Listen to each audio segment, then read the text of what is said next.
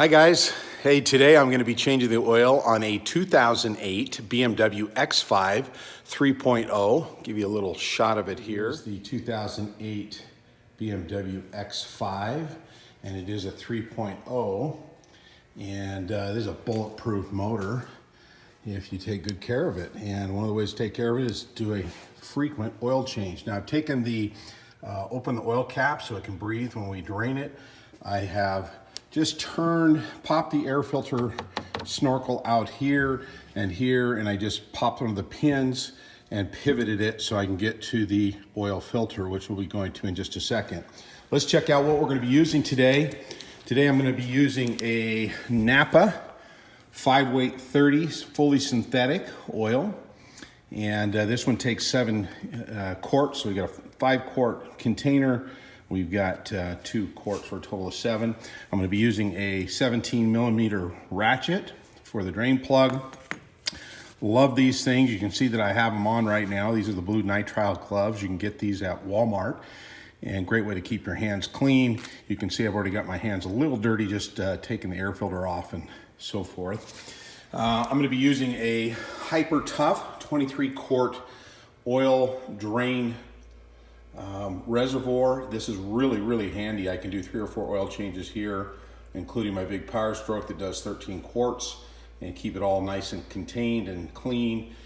Drains from that little drain there. It's got a little air vent there. When you're ready to drain the car you're going to be doing, you just pull those 2 plugs, and it has a nice little sink spot, so it'll drain all in there real nice and keep you relatively clean. I do use a piece of cardboard underneath it just to prevent any splatters from getting on the garage floor. Today we're also going to be using a 86mm oil filter wrench for the filter on the top of the motor, and then I use an extension just to get down in there real good. And this is the best way to take it off. I ordered that on Amazon or eBay. I'm using a MAN made in Germany oil filter, HU816X. It's the same one for many years, including our 2015 BMW. And then that comes with new oil filter gaskets. There's an outer gasket here, rubber. There's a little one there that goes, and a copper, what they call crush washer, that'll go on the drain plug. And then I'm using just a portable rechargeable fluorescent light for when I get underneath there. And of course, always have paper towels when you're doing an oil change. Now I'm going to be using my gasket removal tool. This is a little pick kit, a gasket pick kit that I got at Harbor Freight for, I don't know, $2-3 bucks. And that's the one I use to pull the gaskets off. So handy to have. Once you have it, you don't have to buy it again. And because you save so much money doing your own oil change, you can afford to actually have something to show for it. And in my case, I like to buy tools. So I've got this nice little pick here we'll be using today. Okay, I apologize for those of you that have seen this in other videos that I've shot. This is the Pittsburgh Harbor Freight's brand, Craw Creeper, and it's got a nice padded headrest there. It's got a place to put your ratchet, your tools, your sockets, whatever you need. And this is what we're going to use to get underneath the vehicle. We're also using Rhino ramps that I buy at Walmart for about 25-30 bucks. And a great way to lift it up off the garage floor so you can get down underneath there. And because this is so low as you go back, I'm going to come in from the front when I go under there to pop the drain plug.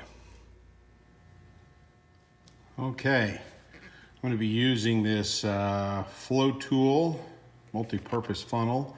I like it because it fits down in the hole really nice. Now you'll notice I keep a little paper towel down in there.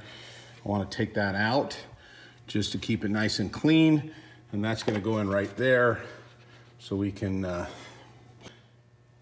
sorry, my camera slid down the fender there. So yeah, that's the funnel we'll be using.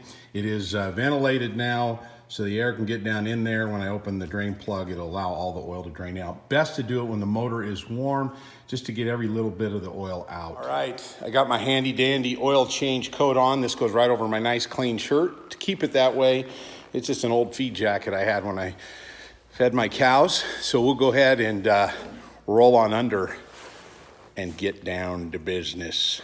Okay, we're going in, ratchet in hand. Drain plug is, well, you can't see it here. I'll change the view here in just a second, but getting ready to take that off. All right, that's where the drain plug is, right there in the center of your screen. I've loosened it up. We're getting ready to go ahead and let it flow. Okay, and now it is finger loose, so we will let it flow. Here it goes.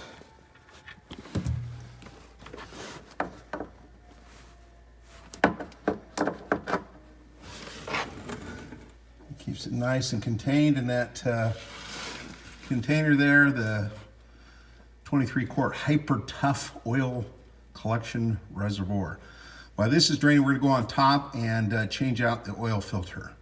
All right, we're going to go ahead and take this oil filter cap off. I'm going to prepare some paper towels here so I can put the old filter on there so it fits on there really nice.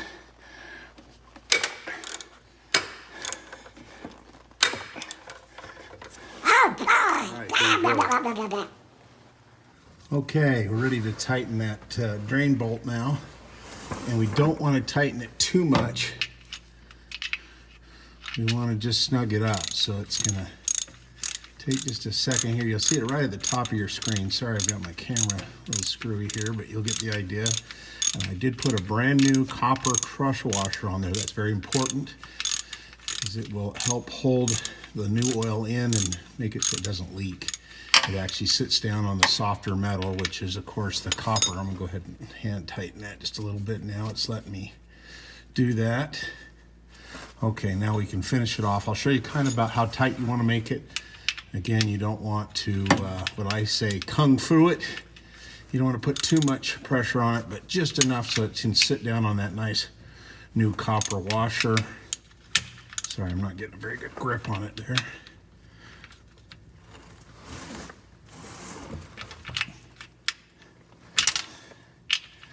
Sorry, I am having a challenging time here between my camera and this socket.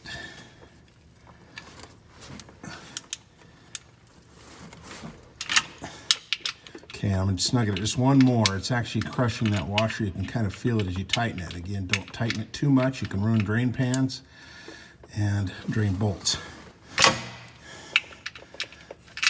That is a really shallow drain plug. Okay, that's nice and snug. That's about what you want to do. Okay, let's go top side and put fresh oil in. Okay, while we're waiting for that oil to drain down into the oil pan so we can get an accurate reading, we're going to go ahead and put the date that the oil change should be done next. We'll do it at 106,000. Always keep track of this. Again, the best thing you can do for any car truck is change the oil.